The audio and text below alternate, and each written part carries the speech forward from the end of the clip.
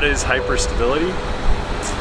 It's basically a phenomenon where if you have a species that tends to form aggregations for whatever reason, where you have a fishery that's targeting fish that always come to the same spot, and you might always have very high catch rates at that spot, even though each time you fish it, you're taking fish out of that spawning aggregation. Where fish during certain times of the year come together into a large aggregation and seem very abundant, so when people go fish these spawning aggregations, they're catching a lot of fish, and they're always catching a lot of fish. Fishermen are able to locate them and fish them,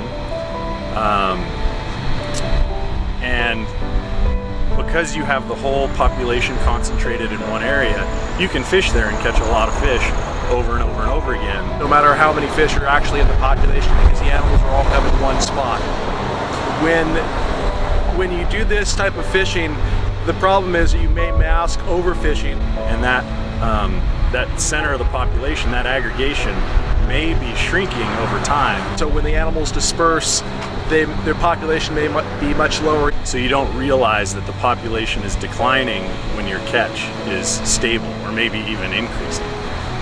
So hyperstability is maintaining a consistent catch when the population is actually being decreased, and it's masked by the fact that they're aggregating to begin with. Hyperstability happens all over the world. It has good aspects in terms of fishing. It makes fishing pretty easy. You're not wasting a lot of resources going out looking for animals when they're all dispersed. You're focusing when they're in one area, so it's probably a better carbon footprint issue. The major con of hyperstability is that you don't know that it's happening, right? So you're having high catch rates, and your population might be decreasing, and you don't really know. So you can't really use fisheries-dependent data when you're looking at hyperstability.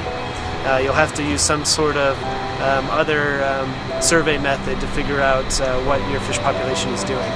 It's really an education problem that we need to address in the fishing community.